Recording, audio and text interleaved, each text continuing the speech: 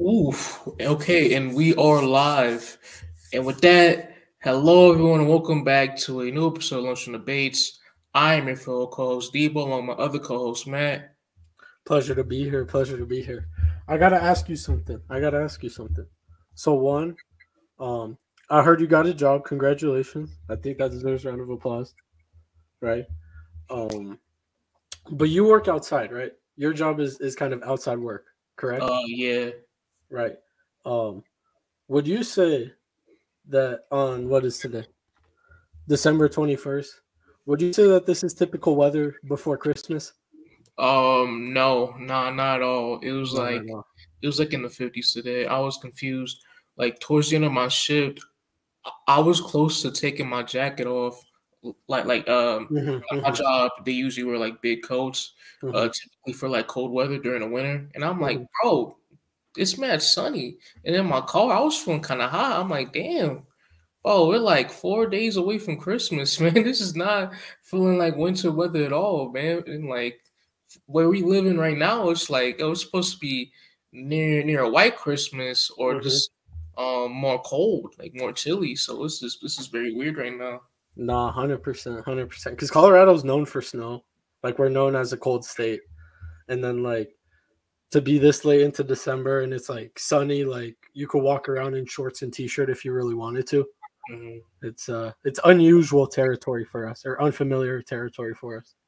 Very unusual, probably because of climate change, global warming, that type of thing. Yeah. Who knows? But hey, man, it's just weird. Shoot, we have a very loaded episode for today. It's going to be a very fun one as usual. Going to talk about both basketball and football. You know, expected for this time of year. So can't wait for that. But I have one quick question for you, Matt. Before we get into the meat and potatoes of the whole thing. Let's hear it. Yeah. Oh, shoot. Almost forgot. Our great co-host Owen. Oh, yes. Well said. He cannot make it to today's episode due to family issues. So with that being said, we wish him great blessings and all that good stuff. So Yeah. we Yeah. love you, Owen, and we hope we can get you back for the near future. So just want to get that Hmm. out. No, 100%. Well said. Shoot, Well said. that, Let's hear yeah, this question. no, that's on me for not mentioning it earlier. That's my fault, and I'm sorry for that. But let me get to the question. So, of course, with Christmas being around the way, one of the biggest things, one of the greatest things about Christmas, right? Hmm. Especially for us sports fans, is NBA Yes. basketball Yes. I love where you're going. throughout the whole entire day. So, for me and Matt, we've been big fans of NBA and basketball ever since we were like little kids. And one of the greatest things about the NBA season is obviously Christmas Day. That's like the marquee event. And which leads me to my question, Matt, what is your favorite NBA Christmas Day moment? This is how I knew where you were going right away. I literally pulled up. Oh, it's not gonna clear. I pulled up ESPN on my phone just to look at the games already. I knew exactly where you were going. Um, obviously Knicks Bucks. No, I'm kidding. I'm kidding. Let's be real. No, none of the Knicks games are No, well like Knicks are just like oh no tradition. Knicks are like no the Lions for Thanksgiving of the NBA and Christmas. I really like the Knicks Lakers game from 2013, Melo and Kobe playing. That was a really great game, if I can remember. But man, I'm gonna let you continue. Um, but so then let's discuss the games. Warriors Nuggets. I feel like that's kind of played out. Like that rivalry or that era or that time has kind of played out. I think the Thunder should have got a Christmas Day game. Nuggets Thunder would have been a better matchup than that. Celtics Lakers, that's obviously looking quite nice. But to me, I think I have to go Maverick Suns. To me, I think I have to go Maverick Suns. We saw these two teams play last Christmas, and that was the game of the day when Kyrie and KD were just going back and forth at each other, and then Luca missed the game-winning layup, and Booker taunted him. Like that was the game of the day last year, and so I think now The Suns are basically healthy just without Bradley Beal. Is Kyrie gonna be back for that in time for that Uh, Mavericks game? I don't think so, but Matt, I don't mean to interrupt you, but are you sure that's fair NBA moment from like this year or just like because with my question I meant like in general from like What? any point Wait, what? Wait, what like was it? yeah when I meant Christmas Day moment I meant like you know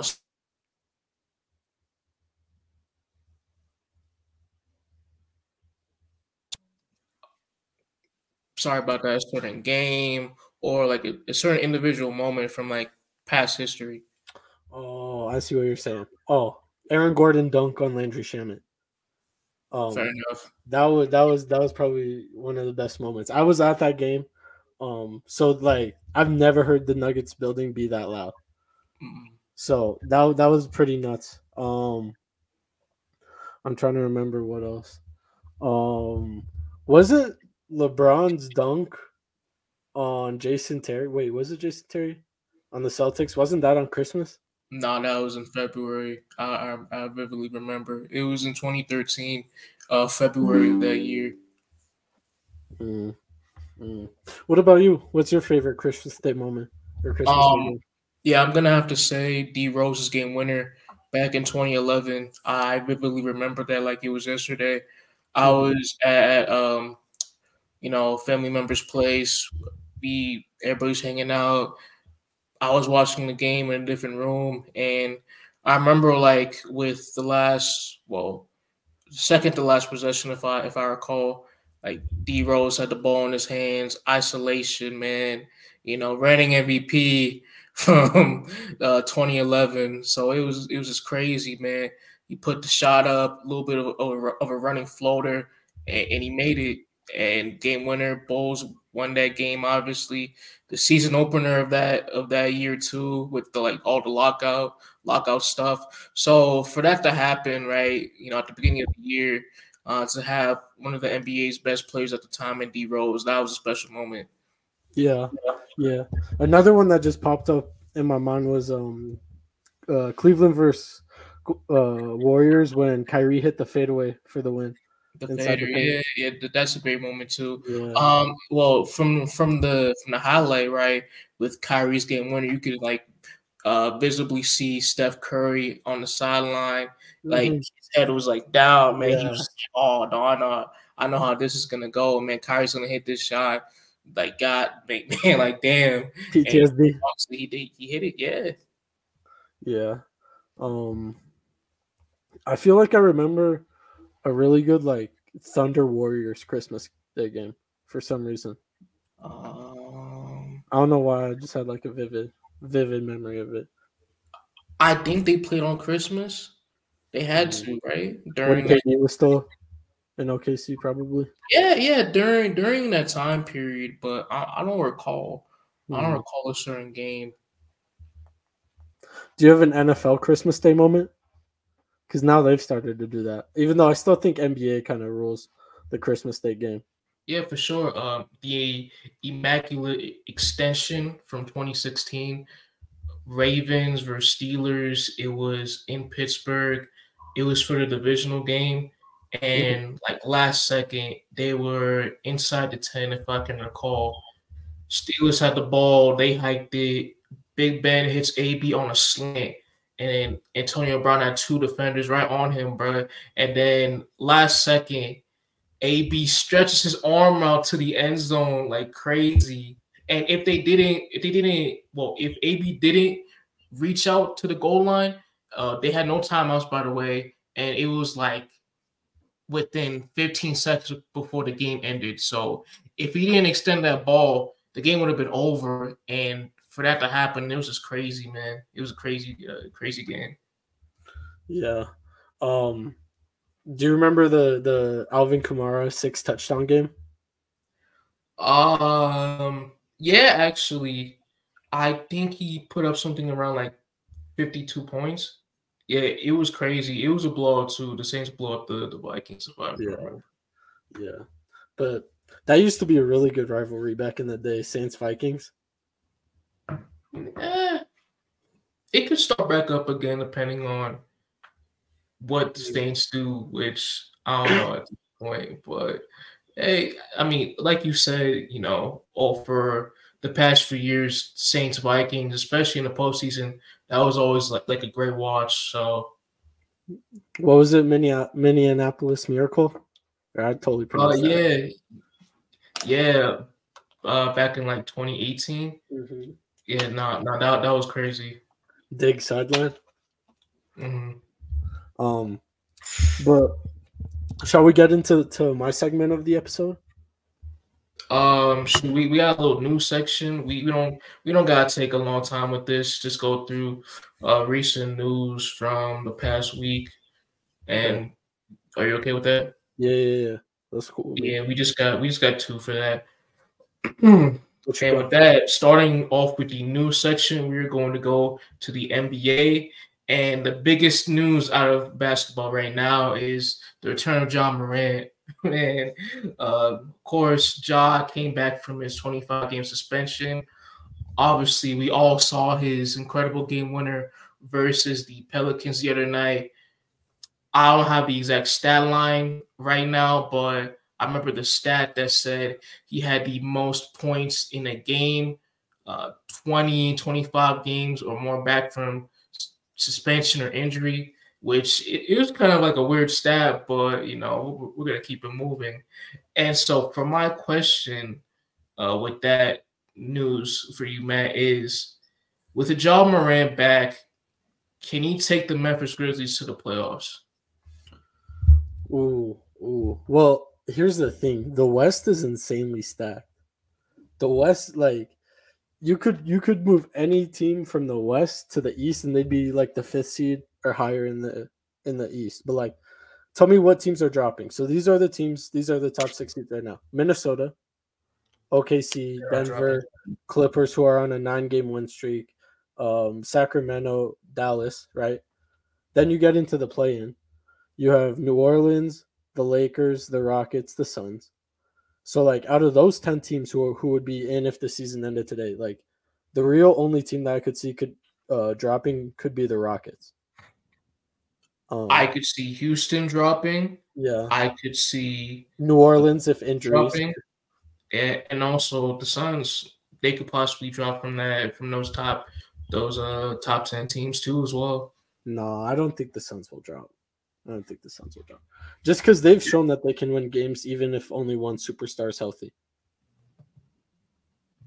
Like as long as they have one superstar, they're winning games. I don't know, man. For a whole 82-game season, though, because if Book or KD go out, and especially with their lack of depth, it might be tough for them down the stretch. But back to the question. The Warriors are also ahead of them, and then Utah's ahead of them. And so the 10 seed right now has a 5.5 game advantage. Excuse me, 6.5 game advantage. Bad math. Over the Grizzlies. And I just don't think that with the talent that the 10 seed has, they're going to keep winning games. And I think it's just too far back to make a comeback. And I think that's almost what Adam Silver was kind of hoping with the suspension. Yeah, that's fair.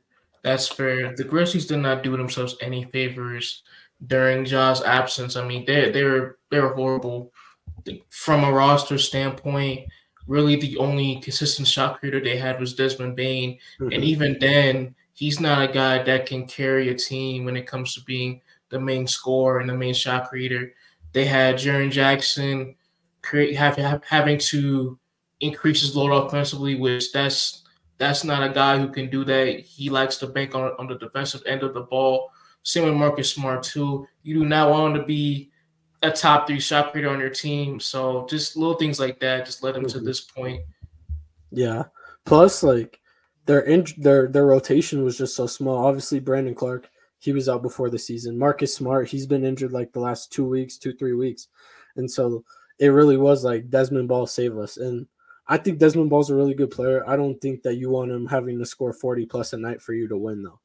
And that's kind of the only way they were able to win without Ja was like grinded out ugly games where he basically had to carry them. And so I don't think that the Grizzlies thought that they would be this far behind when Ja came back. I think they thought that they would be behind only because like he's a superstar and you know all that. But he's been there. They started the year really poorly. Yeah, for sure. Shoot, but I can't wait to see what they do down the stretch because obviously I have a very high standard for Ja Morant. I think he's at his best. He's a borderline top 15 player in this league. So with their main guy back, I mean, who knows? They could make a deep push to even like a 10 or a 9 seed to get one of those playing spots. So hopefully that can happen because Ja is must see TV. Their upcoming schedule right now is the Pacers, the Hawks, Pelicans, Nuggets, Clippers, and then Kings. I could see them. I could see them splitting all three. I could see them going 4-2 at best. Is that bad? At best. No. And then probably they could. I mean, I think they'll beat the Pacers, right? Mm-hmm. Hawks at Atlanta. I still think Grizzlies can win that game. Nuggets at home, so probably Nuggets. Clippers, I would probably take Clippers right now, and then at home against the Kings, you could take the Kings, or I mean, you could take the Grizzlies. But what's your other piece of news? Yeah, with another NBA segment coming out of the basketball world, another Western Conference team, this time with the New Orleans Pelicans, and it involves Zion Williamson. And for this little piece, recent reports have shown that Zion's last 3 years on his 5-year, $192 million deal has been confirmed to be not guaranteed. So it's basically going to be like an NFL contract. And additional details to that, they can waive Zion after the 25-26 season, as it was triggered last year, the clause when Zion only played 29 games in regular season last year. But he can earn back some of his guaranteed money through playing enough games and also meeting weight requirements throughout the year. So for my question with this segment, can Zion be a franchise player on a winning team? Talent-wise, absolutely. I think Zion has like kind of shown that he's a very good player. I think even in those like 29 games, I think he was averaging like, wasn't it 27 points on like over 60% from the field, like some crazy efficiency. And so from a talent standpoint, I think absolutely. Now, a health and availability standpoint, that's a different conversation. And I think that that's just been the problem his whole career.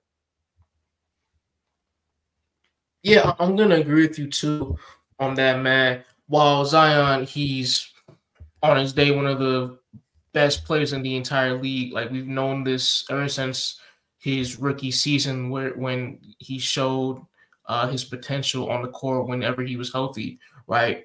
We know that, we understand that, and obviously he's a two-time All-Star, and he on any night he can put up a crap ton of points, right? Yeah. We know this with Zion. Obviously, he's a very talented player. But the thing that bothers me with Zion right now is it's just his motor in general, basically, because especially on the defensive end, he's non-existent. I mean, one example you can say was the Lakers game during the in-season tournament. They were hunting him the entire time on the perimeter. They did whatever they wanted with him. And in certain clips, other teammates on the Pelicans, they were pointing at the corner for to tell Zion that, hey man, guard your man in the corner, which obviously led to an open shot. So just simple things like that, like having a consistent motor, a consistent work ethic, being motivated to give your best effort on the court on a nightly basis. That's the biggest issue with him right now. Yeah, I will say, like, um, obviously there's the running meme, the running joke of like Zion's out of shape, Zion's a big body, yada yada yada. Um, but he does not look in the best shape. Can I say that? No, he does not. I mean, you just look on the court whenever the Pelicans play. You look right at Zion. I mean, he looks kind of sluggish out there. He Oh, doesn't all look the time. as explosive as he did when he was younger. No, for sure. I think that what was the year where he first came back? Was it last year where he came back from the foot injury and he played like opening season? He looked really good. And then the injury bug got him again with the hamstring. Yeah, that was last year. Yes. Yeah, yeah. But he was great. He was great like when he first came back, and that was like probably the best Zion I think I saw. And it was because he came like fresh into the season, like and took care of his body. Yeah, and he was hungry too to come back from his injury because you look at sorry, I mean you look at the Pelicans team, obviously every year, so it may seem they always have one of the more talented teams, one of the more talented rosters in the entire league. So last year specifically, Zion took that as motivation because the year before, obviously he was out basically the whole year and they missed the playoffs. And so from that point, I feel like from that beginning, that start of last year, that was a point where Zion was fully healthy. He was back in shape. He was loving the game of basketball, and he had a point to prove to the whole world that hey, I'm still that guy. Yeah, yeah. Well, hopefully he can get back to that Zion because the Pelicans have looked all right. I think that they should kind of cut the Dyson Daniel minutes personally, or at least take him out the starting lineup, and give Trey Murphy some more minutes. That's my opinion on the Pelicans right now. I mean, but at the same time, though, I mean, he gives more size, and he's probably their best playmaker right now, Dyson Daniels. The No, I take CJ or well, Brandon Ingram over him. eh, well, Ingram and McCollum, like they're fine in that role, but they're not true. They're not true facilitators. They're not guys that you count on throughout these games to run an offense. That's true, but I actually think the Pelicans are their best when they let Brandon Ingram run the point forward. They just, especially with TJ, they just don't do it enough. And Zion, because they always try to get Zion his sets, which rightfully so. I mean, you gotta get the stars their touches. Mm-hmm. But I don't know. Like when Zion is out and Brandon Ingram's usually playing he usually plays at the top of the key and top of the paint, and it's not crowded because there's no Zion, and like he's always playmaking out of there. So Right. um, I don't know. I also think that they're not very comfortable yet. Like they just haven't played enough minutes together because they've just always been unhealthy. No, yeah, and again, that goes back to Zion's health and other key players to this Pelicans team. I mean, not last year, this season, CJ McCollum, he missed a big chunk of the start due to having a collapsed lung. And last year, Brandon Ingram was out for an extended period of time. So, yeah, with this new unit, I mean, they really haven't had a lot of burn, a lot of consistent playing time together to get that chemistry yet. No, they haven't. They haven't. If you're done with the news segment, I have another piece of news. I don't know. I don't know if you heard, but Mitchell Robinson is done for the year. Damn, he's done for the year. He's done for the year, according to Shams. Damn, bro. I thought it was like 8 to 10 weeks, a couple months. Nope, he's done for the year. Sims is out 2 to 3 weeks. Taj Gibson was in the rotation last night. He actually played some quality minutes. I can't lie. Okay. But Hardenstein's looked really good as a starting center. I can't lie. almost better with him than without, or than with Robinson. Yeah, shout out Hartenstein. He's one of the best backup bigs in the league. So putting in great minutes so far for the Knicks during Robinson's absence, and obviously with this recent news, he's gonna have to do it for the rest of the year. So I expect him to do a good job. He had 17 rebounds in that win against the Lakers. Damn, 17? 7 offensive. Okay. Impressive. That is crucial. That's very crucial. Yeah. But did you have anything else for the new segment? No, it was just those two segments. We can move on to your part, man. Yeah. So my section or segment, Dibo is going to be blind ranking the best sports moments of 2023. I give him 5, and then 5 basketball and 5 football. He's gonna blind rank them, and you guys can play along. You ready, Dibo? Let's go. All right. First one. The Kings end their 16-year playoff drought, light the beam, and finish as the 3 seed. I'm going to say 8. 8? Okay. 8? Yeah. Okay. This one, I like this one. First 3 weeks of the CU Boulder football season. Oh, that's a tough one. I need to put it top 5 because obviously Boulder they were prime time, man. I mean, they were on TV every day. Obviously, College Game Day, First Take, those guys from ESPN, they came in Colorado. Even The Rock was there. it was crazy. So I'm gonna put it at 3. I'll put it at 3. Okay. Next one. Kevin Durant gets traded to the Phoenix Suns in exchange for Mikal Bridges and Cam Johnson. Okay. That's solid. Crazy. That night when the news broke. That night was crazy. I'm gonna say 5. 5. Just because it's such a rare superstar midseason trade. Well, because we've seen it before with KD, right, moving to the team. So I'm gonna say 5. All right. Hopefully there's bigger moments than that throughout the rest of the list. Next one. The Chiefs win the Super Bowl.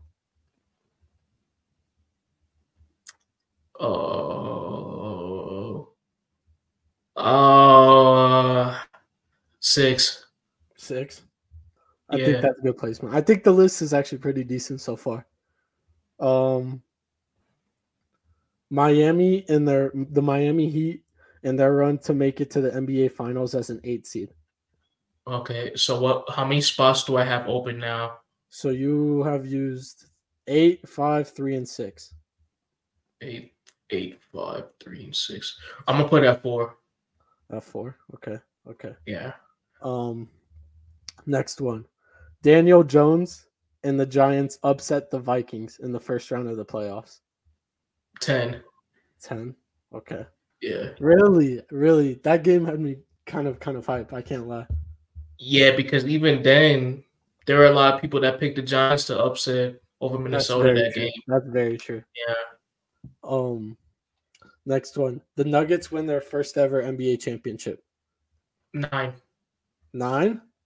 Yeah, 9. Behind the Chiefs championship. Yeah. Really interesting. 9. No, bro. One of the least watched NBA finals. Nobody, no offense, but nobody outside Denver really cared about the Nuggets winning the chip. I mean, during that time span, the general sports world, throughout the rest of the year, from the Nuggets winning the NBA championship to currently right now, they cared more about Dion and whatever they were doing at Boulder for college football, way more than the Nuggets. So I'm gonna put it way lower at 9. That's fair.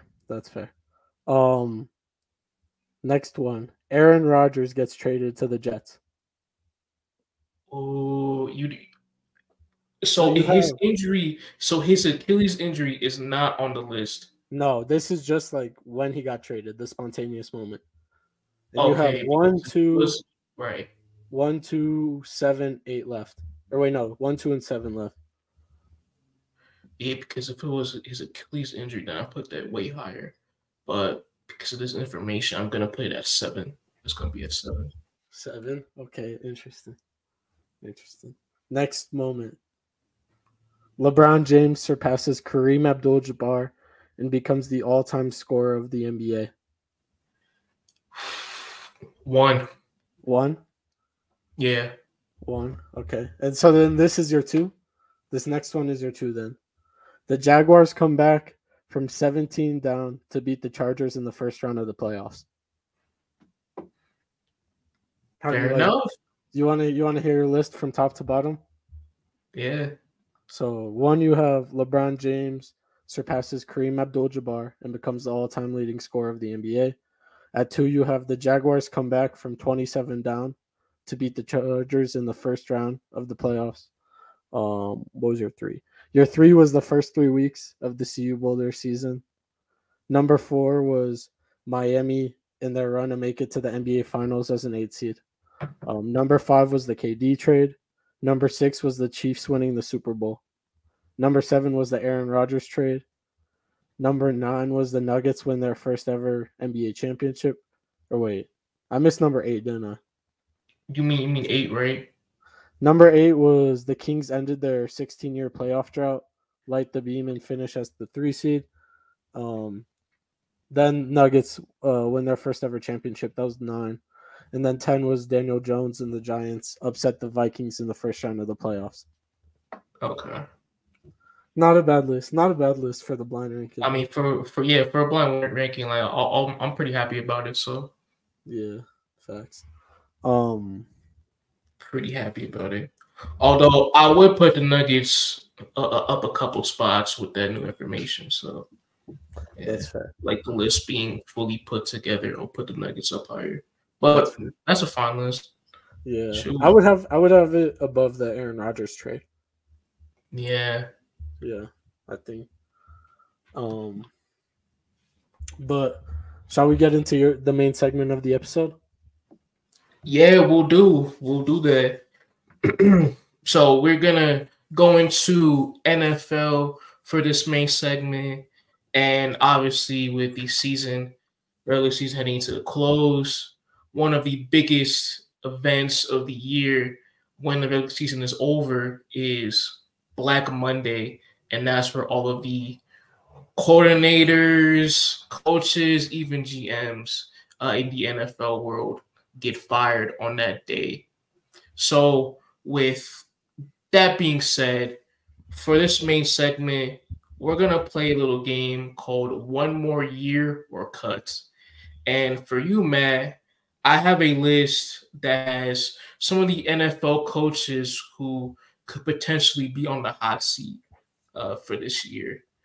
So we're gonna go down through these names on this list, and I'm gonna say a name, and you're gonna say the option of, well, whatever option that's 1 year or cut.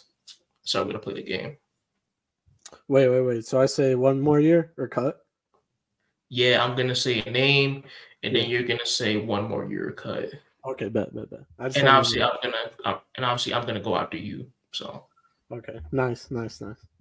Yeah. Shall we begin? Yes. Splendid. All right. First name on this list is a legendary head coach, arguably the greatest head coach of all time, and that is Bill Belichick. Now, Matt, as a quick reminder, before the season started, we did a quick preview for the NFL season. And I shouldn't say quick because that was like damn near 3 hours long. Facts. Probably way more. But yeah, we did a preview for the NFL season, and you said that the Patriots would finish, I believe, 4-13. Yes. Okay. And if you remember, because I have a feeling where you're going. If you remember, I mentioned in that segment, do you think that if the season goes as bad as I predicted, that Robert Kraft and Bill Belichick, the tensions would tighten, And do you think Bill Belichick would get fired at the end of the year? Is that where you were going with this? Yeah, I was going in that direction. So to finish that off, right? One more year or cut Bill Belichick. 1 more year. 1 more year. What about you?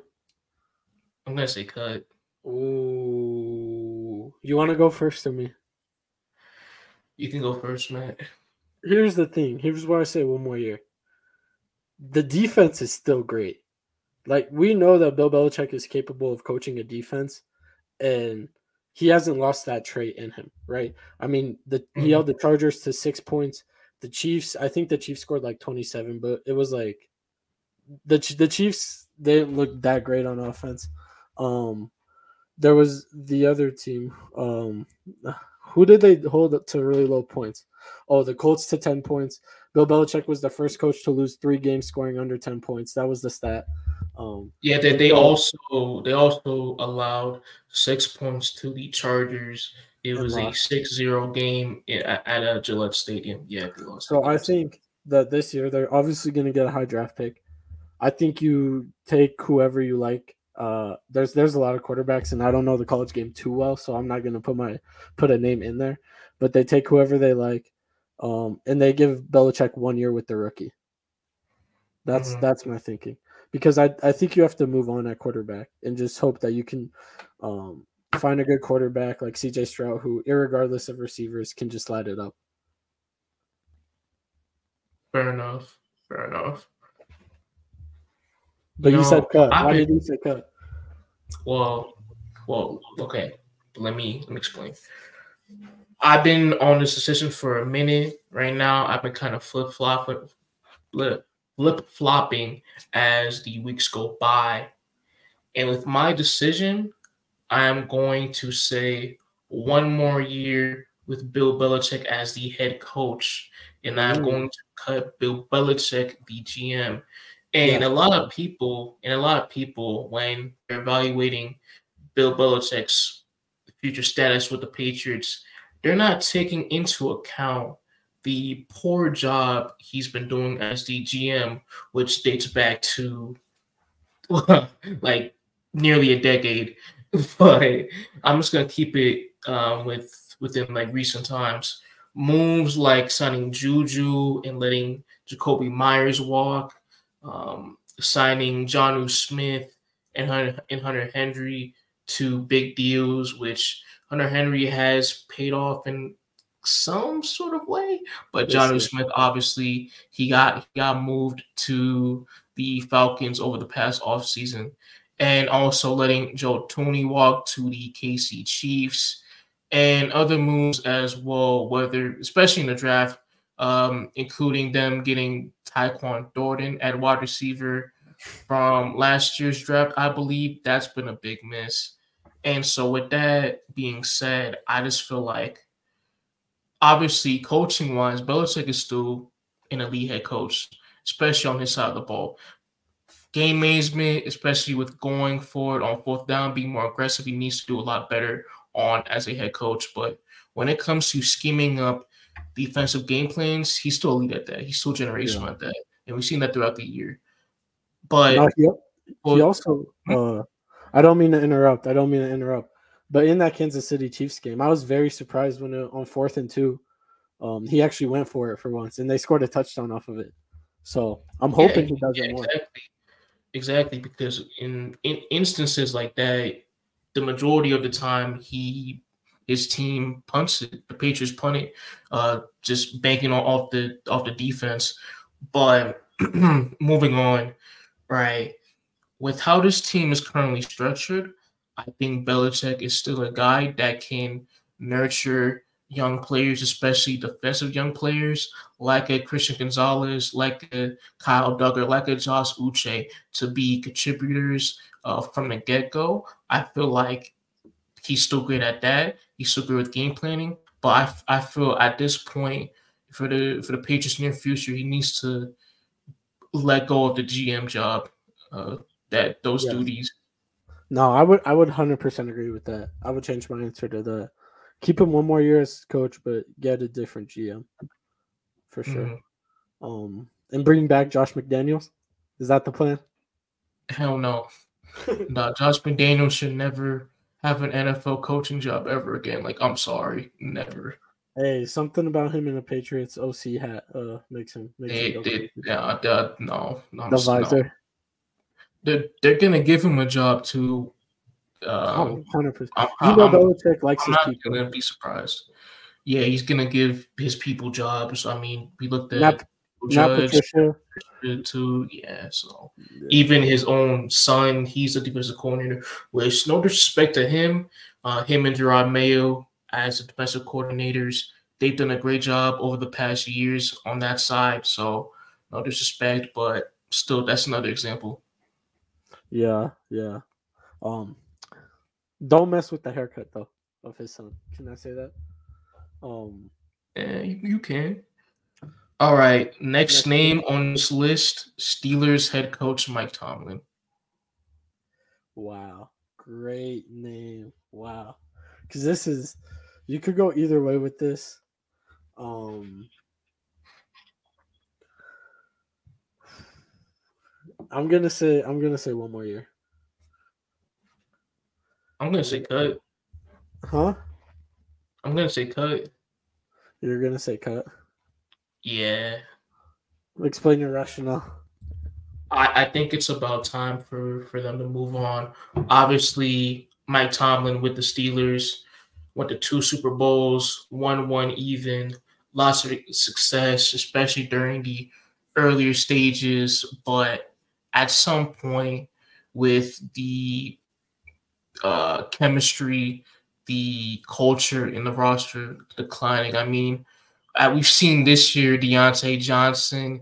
He's been shown. Well, there have been clips of him not giving any effort when it comes to blocking. George Pickens, especially, it seems like every week there's a clip of him not showing any effort or him being mad with the offensive scheme, the offensive game plan, and with him not getting enough touches. And you add that with the fact that the game planning has been poor from Tomlin this whole entire year. I mean, look at the Colts game. One point, it was like a 56, 57 yarder, and it was in a dome. It was in Indy, of course, and they decided to punt it, where they were down multiple scores, and Boswell, he's one of the better kickers in the league. And just little things like that, which Tomlin, throughout his entire coaching career, he's been known to be great on those little things, and also to pump his team up to grinding out these games against tougher opponents. He's starting to lose his edge, and with them being 7-7, if they do lose out or just miss the playoffs as a whole, I think it's about time. That's fair. I mean, I understand the argument when it comes to cutting Mike Tomlin or putting him on the chopping block, just because it feels like it's kind of repetitive. It feels like when you mentioned Mike Tomlin, as a Knicks fan, I thought of like Tom Thibodeau, just because I feel like the Knicks and the Steelers with those head coaches, they'll never be bad, but they're kind of like committed to mediocrity in a sense. Mediocrity? Mediocrity, yeah. Thank you. So I just think that at some point you might as well just give in. I think especially right now with them, they're in a division with the Cleveland Browns, the Ravens, and the Bengals, who are going to be good for the next like 10-ish years. Like you could just make the argument to just rebuild while these teams are there. The only reason I hesitate is just because I think if Mike Tomlin is fired, I think there's 28 teams that would be calling him right away, like saying we could upgrade. And I'm never a fan of like losing a great coach, and that's just the reason. Like, why I might just give him one more year. Yeah, I understand where you're coming from, but as a rebuttal, I'm gonna take you back to a decade ago when the Eagles fired Andy Reid, and in the 2022-23 season, they missed the playoffs. I believe they won 4 or 5 games. The culture was declining. They were getting outplayed. They were getting outcoached in most of these games. The Philly fans, they became more irritated with Reed's coaching, and with that, the organization, right? They were like, okay, Andy, we love you. We've loved you for many years. You brought great success to this team and to this city, and we understand that. But we are going to go with a new direction. We need that. We need to move to a new direction because obviously we've reached a point where we have plateaued as a team to where we can't go any further with you as a head coach. The words, the messages that are being said in this locker room, they're not working anymore. So with that being said, we're gonna let you go. We're gonna move into another direction. And I know, Matt, with what you said about um, not losing a great head coach, why that's so bad, which I understand that. And the Eagles, they went through the Chip Kelly era, and that was horrible in many ways. Yeah. But but with the Eagles, them being a great organization, they learned from that mistake and they adjusted. And after Chip Kelly got fired, they obviously hired Doug Peterson. They won a Super Bowl with him, and Peterson obviously got fired a little bit after. But after his firing, they got Nick Sirianni, and obviously they went to a Super Bowl with him and have all this other success that have happened with his tenure so far. And so, yes, I do understand Mike Tomlin is still a great head coach. I understand that the moment he gets fired, a lot of these teams are going to come after him. They're going to want him to build their team, the organization. But with the Steelers, they've boasted themselves, they promoted themselves as this great organization, this historical organization where they have a lot of guys in the front office that know what they're doing. They're going to make the right hires. They're going to make the right moves every single time. And so with Tomlin's potential firing, I just feel like just let them cook. Let them cook. Let them find the right guy. Get a new system in. Get new voices in and work from there. Yeah, but I could also see Tomlin just them running it back with Tomlin just because they were like, hey, we fired Matt Canada middle of the year. Like, why don't we give you an offensive coordinator to work the whole offseason with? I could see them doing something like that. I'm not fooling that because at the same time, that's Tomlin's guy. That's Tomlin's guy for a while. And dating back to Canada's tenure, I mean, there are numerous instances that he wasn't the right fit. Obviously, we look at the statistics, the Steelers during that time period when Canada was the offensive coordinator, they ranked one of the worst in the entire league by far. And so, again, it's another thing with Tomlin to where with his offensive guys, he hasn't really brought the right minds in to be great on that side of the ball. Yeah. You know who I put my name in for? Cliff Kingsbury should have been that guy. He's the only dude who could be a good OC for that team because they need somebody with the offensive line. I don't know if Kingsbury would take a coordinator job. I feel like he'd go back to college. Yeah. I was thinking. I don't think the NFL fits him personally, especially with a team like Pittsburgh. I just feel like he'd go back to college, whether it be as a head coach or even as a coordinator or an assistant. But I think he'd be a nice – if he's going to go to college to be a coordinator, I think he should stay in the NFL. Just like that's what I would do if I was in his position. I think he probably would be better for the college team, though. Because he was nice at Tech when he had Mahomes. I mean, they put up crap ton of points, but the success wasn't really there. Next one on this list, Ron Rivera from the Commanders. Cut. 100%. It's cut over. And give Bieniemy the head coaching job. I really want to give Bieniemy the job. Even the offense hasn't been bad this year. They recently, yes. Without Brian Robinson, they're not good. Because they need to. I just don't like the frequency of them passing the ball in these games. I mean, one of the biggest reasons why we were so excited to have Bieniemy, have this job with the Commanders was the running game developing and opening up with guys like a Brian Robinson, with an Antonio Gibson too being in the fold, but that hasn't really worked out.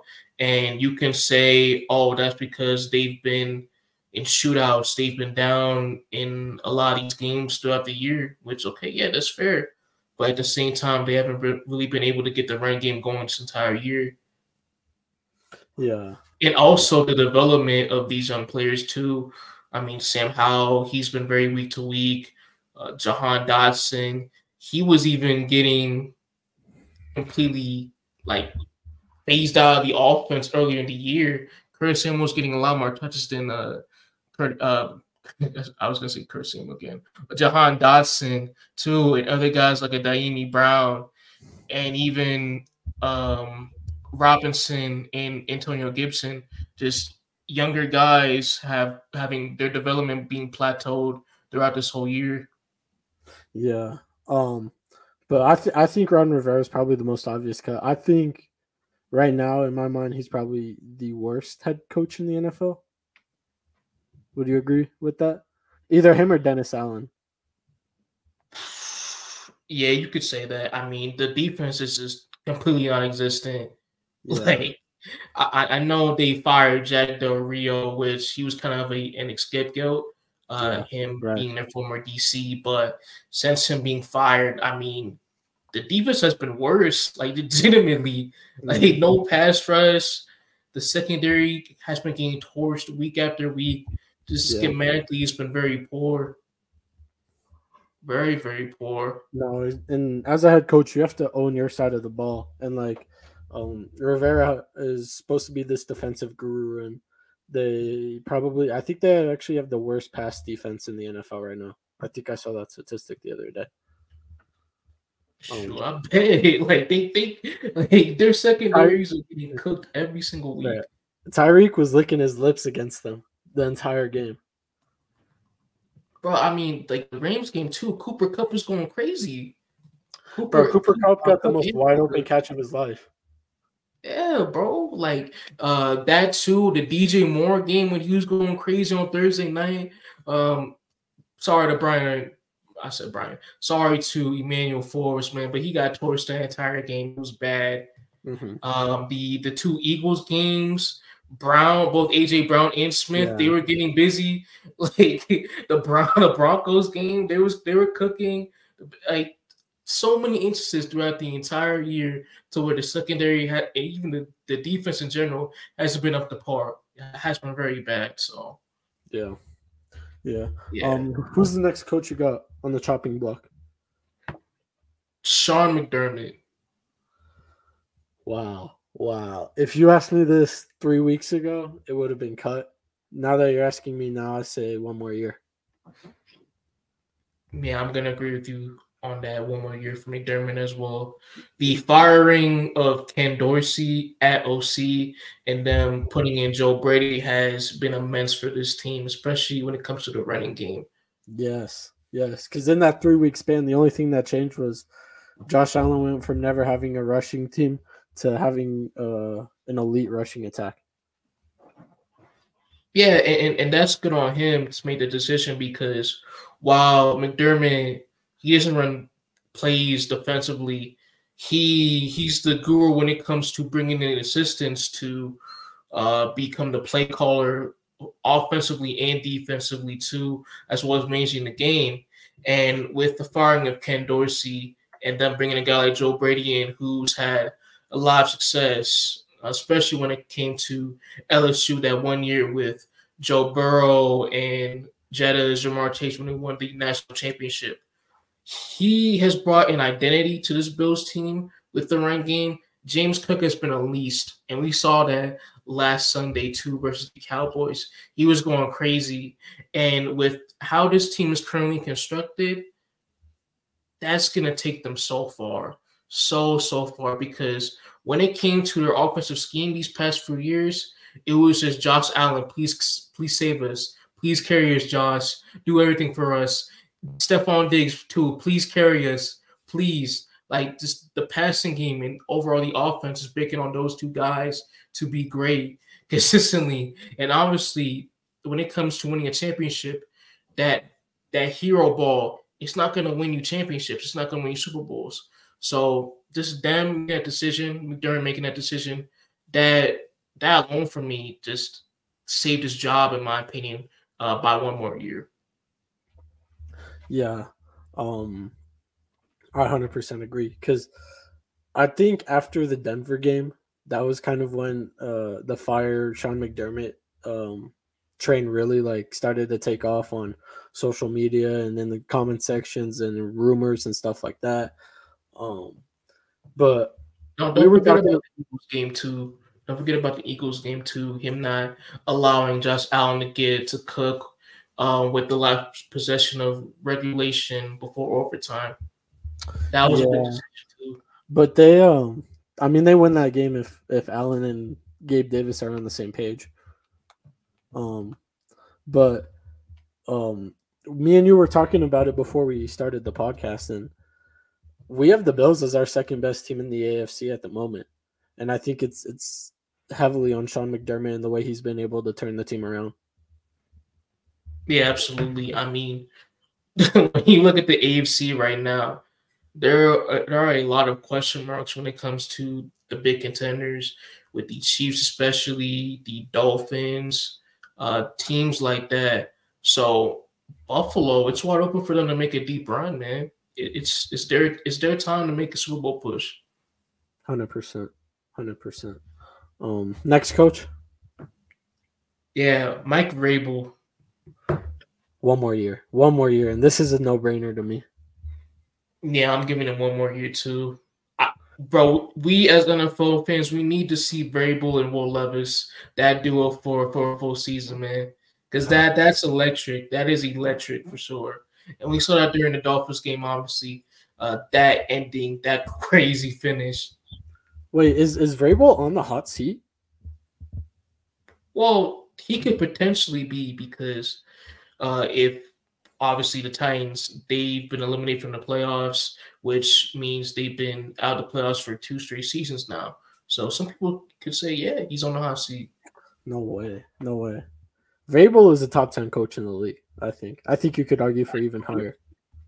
I do agree. He's a great head coach, and we've seen that from the very start in with his coaching career with this Titans team.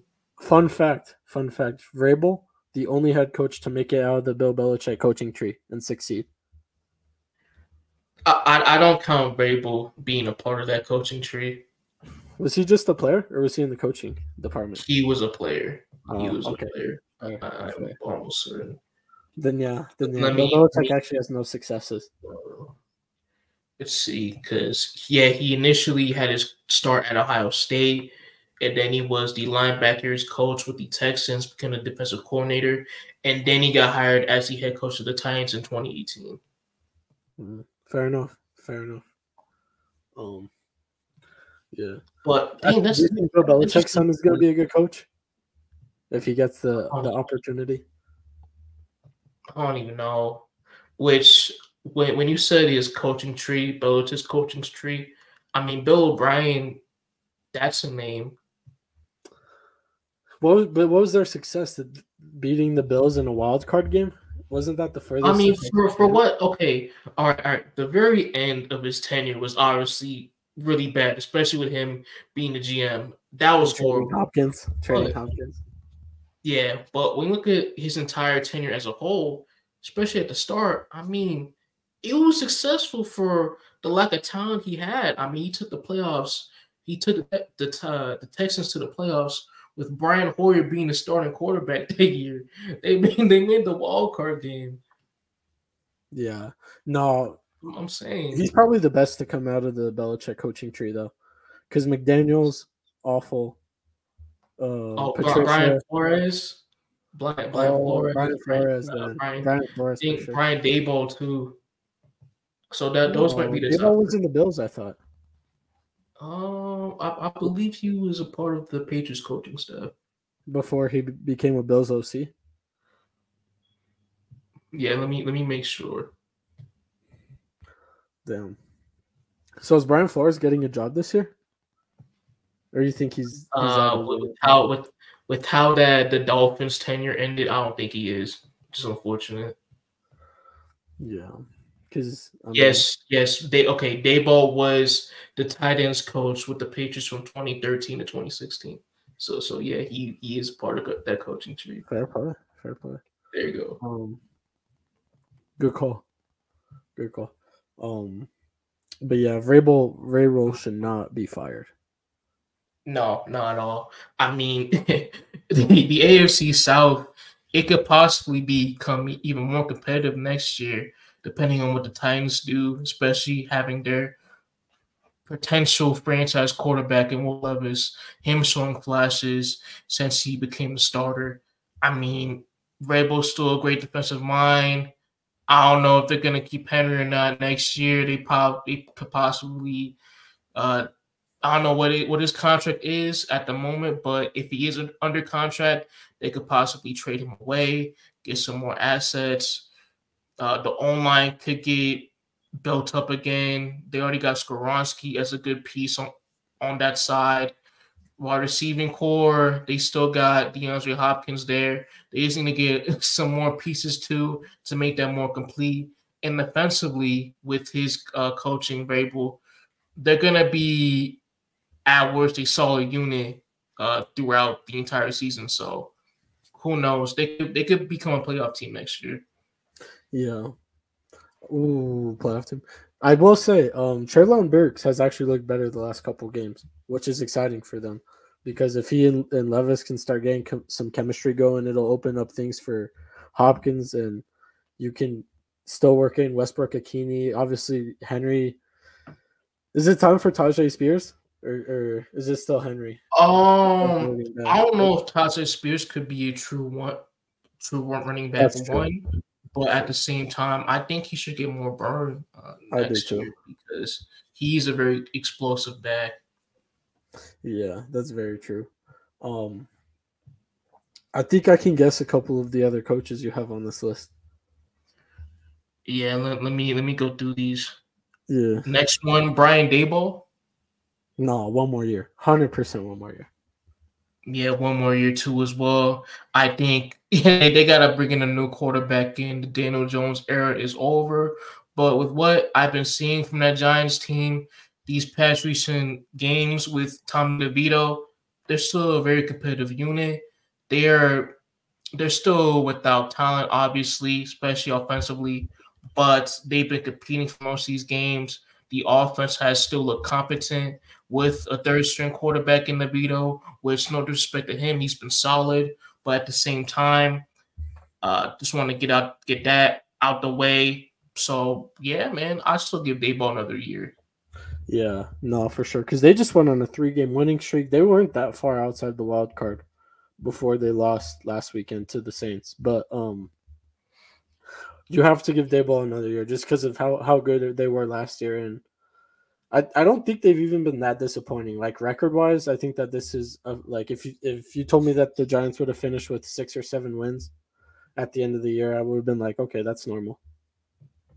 Yeah. Like just with how tough their division is. Yeah. I didn't because I thought they'd get like 10 wins, so that's a mistake on my part. But hey, Danny was the only one who called it. Danny said that they were gonna have a Cleveland Browns drop off, like the Browns did with Baker. That was a good take. That's a a very good take from Danny right there. Unfortunately, because I don't like giving Danny props. I don't. But yeah, good Wayne, yeah. But yeah, good take from him. Good take. All right, next coach. Next coach, Robert Saleh. One more year. Yeah, realistically, one more. Yeah, the defense has still been very good this year. I know that Tua just burned them without Tyreek, but other than that game and like the Chargers game and stuff like that, they've been a very good defense, and the defense is what Robert Saleh takes care of. It's what he takes pride in, and I think that if Aaron Rodgers is getting this defense with the Breece Hall we've been seeing and the Garrett Wilson we've been seeing, that this Jets team could be very scary next year. So I think you give him one more year, but you get Hackett out the door. No, Hackett's gone. That dude can't. No, I'm No, he's sorry. gonna be there for Those another year though. you can't. At some point, you gotta tell A-Rod that. All right, man. Same time, the results he's been giving us on the football field, it's not enough. It's been very subpar. Very, very subpar. Yeah, but I think the only reason they brought Hackett in was because of his chemistry with Rodgers. So I think that they're just gonna bring him back no matter what, just because like, hey, we brought you here to be with Rodgers, not with Zach Wilson, Tim Boyle, Trevor Simeon. Like, show us what you got. If you're bad the first couple weeks, then you're out the door. I wouldn't be surprised if they did it, but I just don't like the move. I really don't. I don't No, I like don't it. either. I don't either. Next coach though. Yeah, next one, Matt Eberflus. The Bears actually have not looked bad as of late. But I think there's a lot of good talent this offseason, head coaching wise, so I'd probably say cut. I just think there's a lot of there's big upgrades you could make compared to Matt Eberflus. I'm gonna say one more here. Realistically, defensively, they have been one of the best teams, one of the best units defensively. Over the past few months, the defense has started to kick in, especially with Montez Sweat. Them getting him from the trade deadline, he's been phenomenal. Jalen Johnson too, he's been an absolute stud at corner. Recently, they just gave him a contract extension, so that's another young piece that's going to be with this team long term.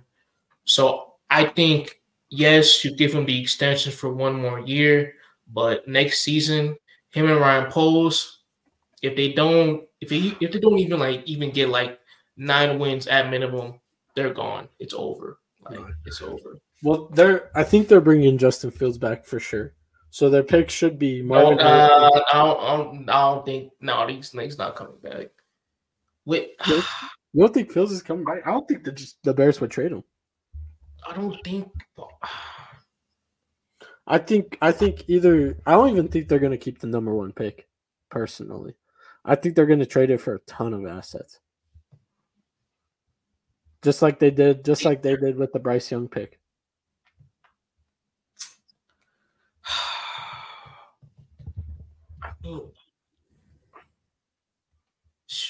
Man, I feel like with what they have right now, I just think that while I do like Fields as a quarterback, I just feel like Caleb Williams at this point, you have the number one pick, you have the clear number one pick right now, and you have this guy coming out of USC who he won the Heisman, has these great highlight plays week in, week out, right? We've seen that throughout his entire career. Yeah. No, Caleb Williams has a way higher ceiling than Justin Fields. We have to understand that. And with their play calling, they gotta get rid of Luke Getsy. Luke Getsy's not a good player at all. He needs to be fired. He has to go. And so with that, you bring in a new regime, you get a new coordinator in that's proven to at least execute an offense well enough, as well as getting the flashy young quarterback straight from the draft with the number one pick. I just think that'd be a better decision moving forward for Chicago. Mm-hmm. No, Luke Getsy has to go 100%. I think I said Ron Rivera might be the worst head coach in the league. I think that Luke Getsy and Nathan. Oh my God, I'm blanking. Nathan, what's his name? Nathaniel Hackett. I said Nathan Hackett for a second. Nathaniel Hackett are probably the two worst OCs in the league. So I think he's got to go because they got to let Fields loose at least and play to his strengths.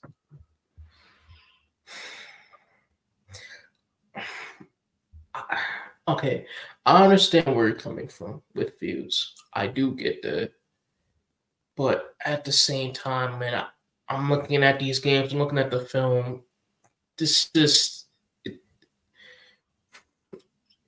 I just don't think it's there. I just don't think it's there with this team, with this current team.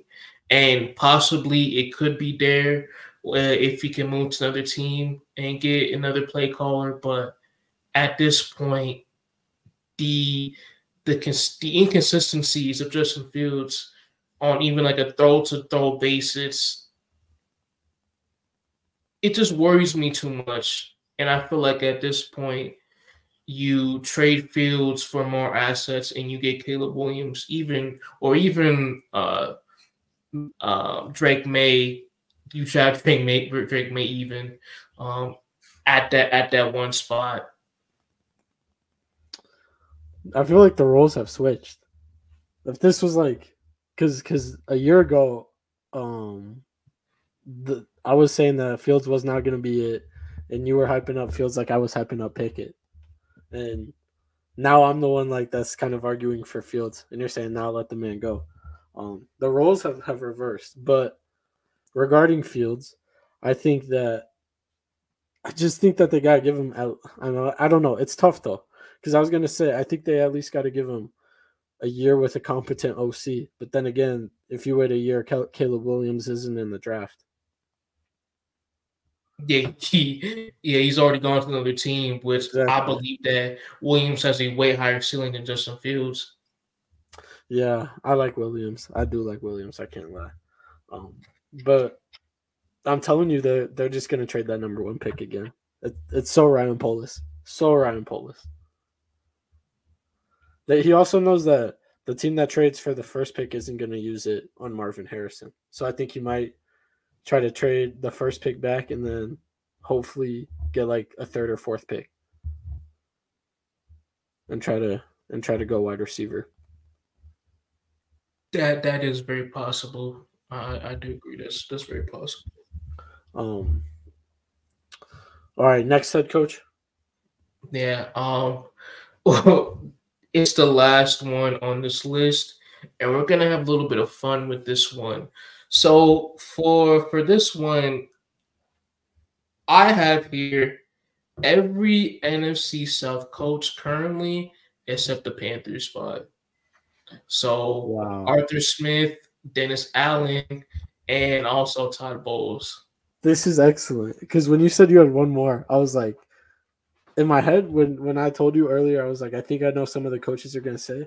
I was debating if that last one was going to be Arthur Smith, but I also knew you had Dennis Allen, so I was like, what are you going to do? And I wasn't even thinking Todd Bowles. Todd Bowles is a great name to put into the conversation. But what would I do?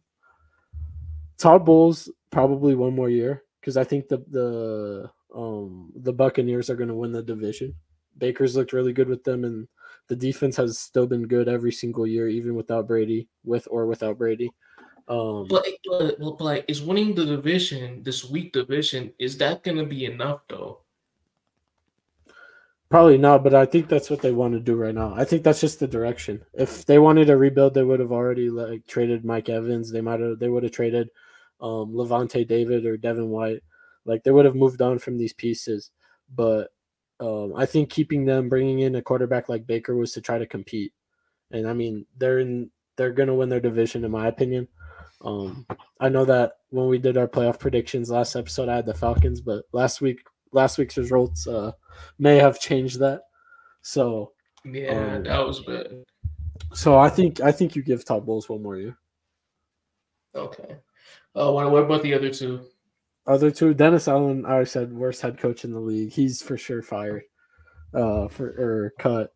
And then Arthur Smith is the most interesting name, just because like there's so much potential. Like, what if he does get a guy like Justin Fields, and he has that with Drake, London, and Kyle Pitts? But at the same time, even with a guy like Desmond Ridder, you should already be using those two just to alleviate the pressure off of him. So I think Arthur Smith is probably a cut at this point. Okay. All right. Let me start off with, I think the obvious one let me start with the most obvious one for this, out of my opinion, out of the three. Dennis Allen, that's the easiest one. He should be cut with how this roster is, with the talent on this roster. offense and defense, both sides. The fact that this team is 7-7 right now. I don't know. 7-7. I think they are 500. No, I think they're below 500. I think they're 6-8. I'm pretty sure they're 500. After they beat the Giants. Yes, they are 7-7. They are 7-7. But. So for this team to be 7-7, they're just so week to week, man. One week they look very competent as a unit. The next week they lose to a team that they shouldn't have lost to.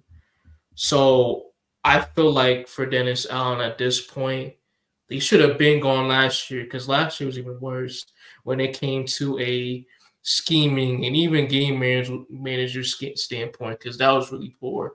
I think Dennis Allen should go. He should have been gone. Next, Arthur Smith. No, that man's gone. I would cut him immediately. I understand that Arthur Blank, their owner, has said that they're gonna wait out the season to see if they should fire him or not based off the results. But at this point, if they do miss the playoffs, and that's gonna be three straight years of them not making the postseason, which would lead to 3 straight years of them being under 500. And we look at this team right now with the skill positions they have offensively, with Bijan, with Drake London, with Kyle Pitts, him not even remotely giving them a chance week to week to get consistent touches, like that's coaching malpractice, in my opinion. That is coaching malpractice. And last week, with what he did with Bijan only giving him 7 touches, that's just the pinnacle of that. That's inexcusable. And also with the decision to have Desmond Ridder as your starting quarterback heading to this year, when you had a guy out of Baltimore who was requesting to be traded during his contract disputes in Lamar Jackson, bro, they specifically said when he put in his trade request that we are not going to pursue this man. We are not going to pursue a former MVP. We are not going to pursue a borderline top 5 quarterback in this league. We're not going to pursue a superstar quarterback. We're going to ride it out with Desmond Ridder as a quarterback, which he was a 3rd-round pick with a very limited ceiling. That's who they picked over Lamar Jackson. That's on him. That's completely on Arthur Smith. And if he were to get fired by the Falcons, then he only has himself to blame for that. Yeah. No. Well said. Yeah, cut's probably the thing for Arthur Smith. He'll probably get another OC coaching job. I could see him honestly going back to Tennessee. I don't know. Who knows at this point, man? Because then Tennessee fired their OC earlier in the year. I don't think so. I don't think no. No. Right. I think you're saying, because I know for a fact Todd Downing, he got fired last year, so I think you're mistaking that Todd Downing for that happening this that's very possible this year. Yeah. But lastly, with Todd Bowles, I'm kind of in the middle, but I would be on the fence to saying cut him. But if they were to win the division, and also in the wild card game, if they were to play either Philly or Dallas in that 4v5 game, if they were to pull a win out, if they were to beat them on their home field in that wild card game, I feel like at that point he would be deserving of a second chance. I'd give him 1 more year.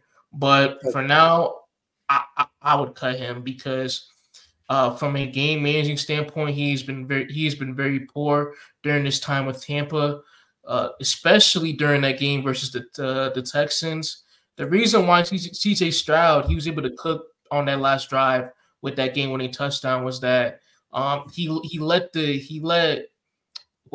a timeout during that last drive offensively, which that gave Houston enough time to drive down the field and score that game-winning touchdown.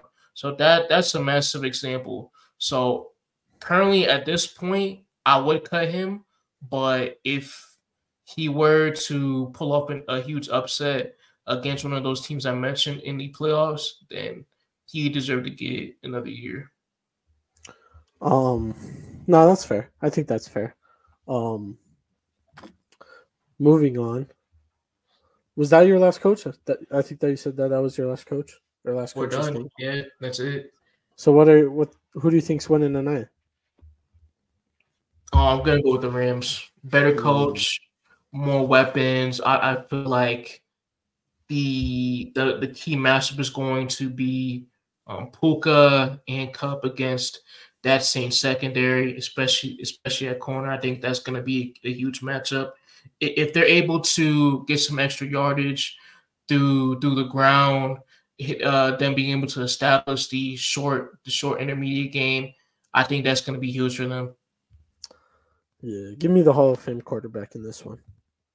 He's not. You remember how I was saying I have 2 locks for tonight? Mm-hmm. 2 locks. Rams are going to win, and Chris Olave is going to get a touchdown tonight. I promise you. Nah, Olave's not getting a touchdown. I promise you, Olave licks his lips against the Rams. I don't know why, but he always has to score. Nah. I'm telling you. I'm telling you, he wants to play for Matt Stafford, so he tries to show off. Okay, I mean, if the Rams pass rush with Aaron Donald, if they can get to Derek Carr, make him uncomfortable, that's for sure not happening. True. But the Rams, their weakness this year has been the secondary. Oh yeah, for sure. That secondary's food. But the linebacking room is looking very nice. Can we admit? Mm-hmm. Ernest Jones, Byron Young, 2 stars, future stars. Yeah, I mean, yeah. I want to say kudos to the Rams for being this great of a team so far in the year. Obviously, me, Danny, even Matt, we had very low expectations for LA heading into this year. And shout out Stafford, shout out McVay, him having developed these young guys like a Nakua and Steve Avila on the O-line throughout the year. And defensively too, even. I mean, we were going into the year saying, name another player other than Aaron Donald on this unit. Like, that's how bad this unit was. We were saying those things. But shout out to those key guys, man, like an Ernest Jones, like a Kobe Turner, like a Byron Young. So Kobe Turner's elite. I love me some Kobe Turner. And I'll say one more thing too. You do not want to play the Rams. You do not want to play the Rams first round. You do not want to play them in the NFC. You do not want to play LA in the playoffs this year. So right now, let's look at the standings. I think we would play the Lions. No, we would play the Cowboys. See, the Cowboys would probably beat us. I can't lie, but they can't stop the run, Dallas. Huh? That's the issue. They can't stop the run, Dallas. Yeah, Dallas is the 2 seed right now, which means they'd be at home. And they beat us by 35 last time at home, even though Stafford got hurt midway through the game. But the Vikings are 7-7. And I could see the Rams leapfrogging them and playing Detroit in the first round. And I could see them upsetting Detroit. I've been saying that. I think it could happen. Mm-hmm. Yeah, if they play Detroit first round, I'm taking LA despite them being at home. Yeah, the McVay revenge game. Or the Goff revenge game. Stafford revenge game. It can go either way. Yeah, there's so many storylines in that game. Yeah. So many storylines. I wonder what the Lions fans would do if they would cheer or boo for Stafford during that game. You have to I think they would cheer. I mean, yeah, I was gonna say the same. He's the best quarterback they've ever had, and although the playoff success wasn't there, obviously, I mean, he showed enough toughness, showed enough grit throughout the years to still for fans to have appreciation for him. So Yeah. And it wasn't like a messy breakup between him and the Lions. Like the trade just kind of happened out of nowhere. And it was more like Leshney and the Rams seeking a quarterback than like him requesting out. true. Yeah. Yeah. But do you want to wrap it up for this episode? Wrap it up. Yeah, I got you. Go follow and like Lunchroom Debates on all platforms: TikTok, YouTube, Instagram. We post daily content. Dibo gets the live reels. We be making it all day. So leave a like, follow, and subscribe if you're on YouTube. Let's get out. Yes, sir. Absolutely. Thank you guys so much for watching this video, taking the time out of your day to peep us debate sports. We really appreciate the love and support. Shoot, man, not too far away from the new year, 2024. So I can't wait for that. No, at all. Let's go. We'll have to get big things started. Oh, absolutely. This does not stop here. You're going to continue to grind and keep pushing on. That's what we gotta do. 100%. 100%. It's the only way to do. True. All right, man. Peace. Peace.